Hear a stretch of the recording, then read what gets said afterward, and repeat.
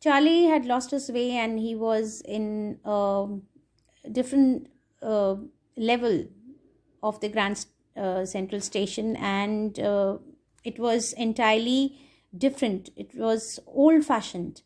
There were brass spittoons on the floor. There were some spittoons.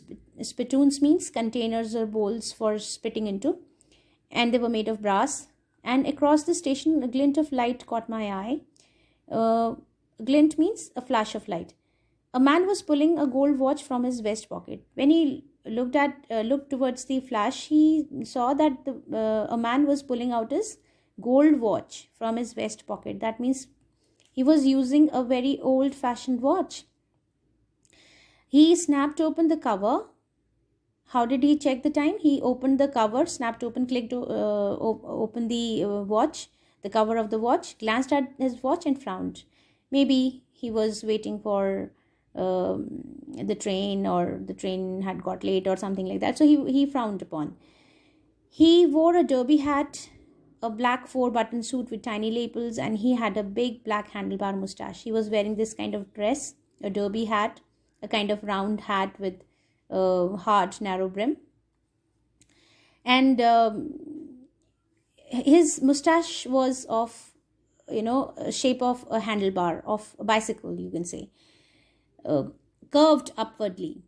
Then I looked around and saw that everyone in the station was dressed like 1890 something. They were all dressed like of the era 1890 something, late 19th century. I never saw so many beards, sideburns, and fancy mustaches in my life. So many fancy mustaches he saw there of people.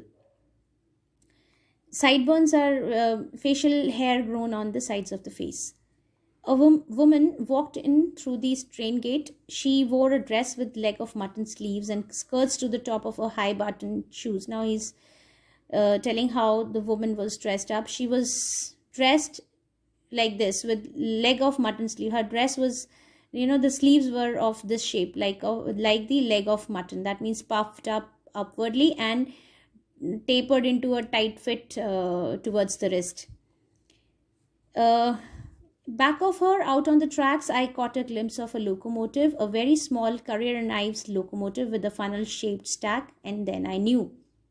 And back there on the tracks, you could see a locomotive, a small Carrier and Ives locomotive, smaller in size than maybe he was comparing it with the engines of the modern times. Locomotive means train engine. So that engine of the train was very small, and it had a funnel shaped stack. That means it had a chimney. That shows that it must be a steam engine, or run by coal or something very old type. And then I knew. Then he could make out that he was in some other period of time. To make sure, I walked over to a newsboy and glanced at this.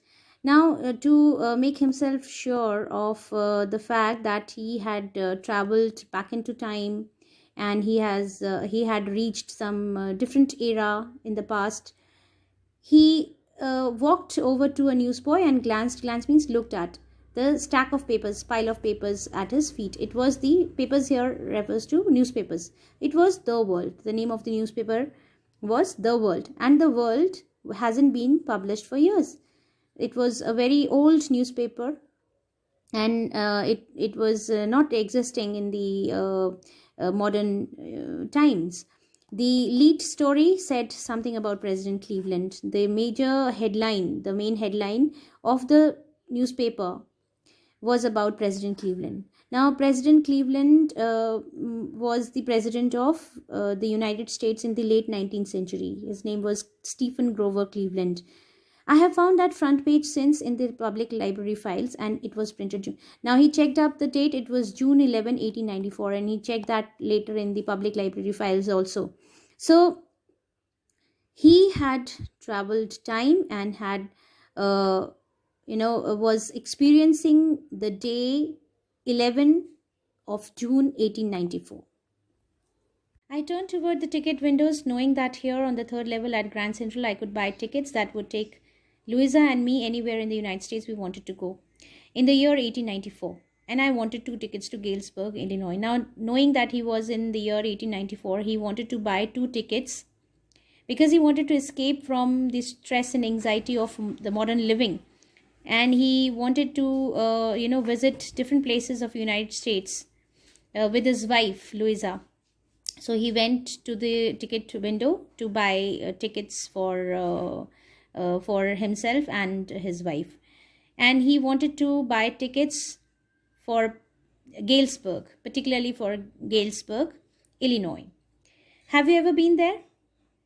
It's a wonderful town still, with big old frame houses, huge lawns, and tremendous trees whose branches meet overhead and roof of the streets. Now he is telling you about the place, Galesburg, that how beautiful it is, how laid back it is, free from all the stress and anxiety of the modern world. And in 1894, summer evenings were twice as long. It is still beautiful, he says. In the modern world also, it's a beautiful town. And in 1894, specifically in 1894, summer evenings were twice as long. That means people were not worried about anything. So they were just spending their evenings, very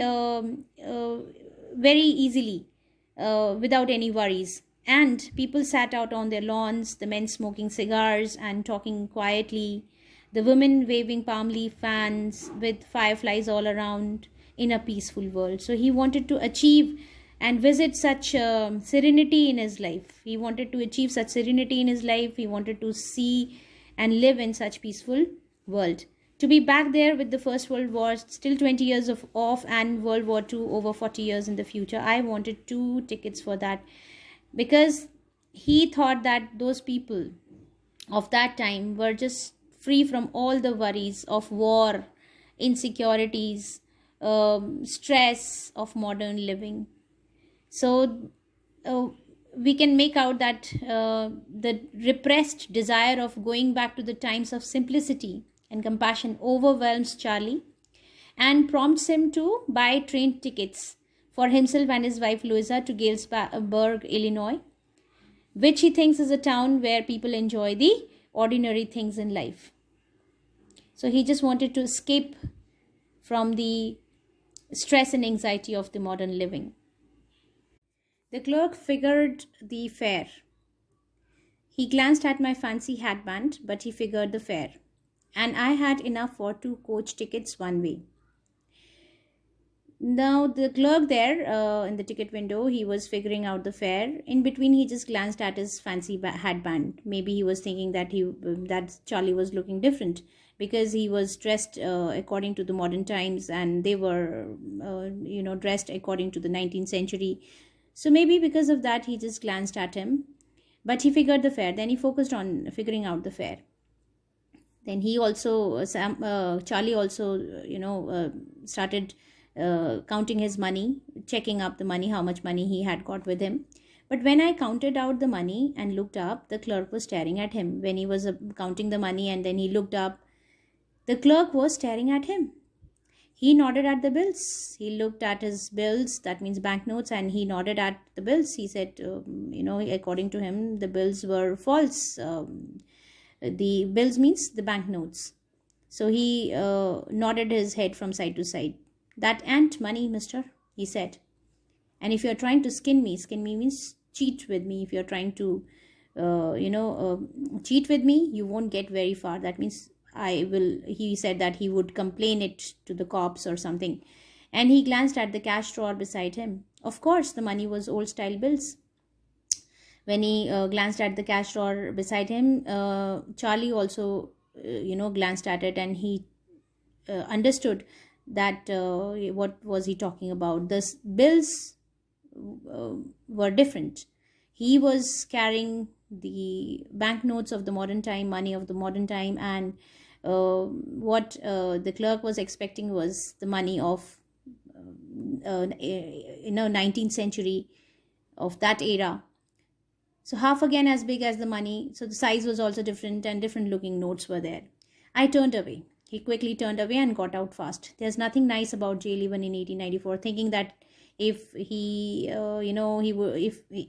gets jailed there, then it would not be nice. So he came back out of that place as quickly as possible. And that was that. I left the same way I came, I suppose. He doesn't remember much, but he thought that he came from the same way from where he had entered the third level.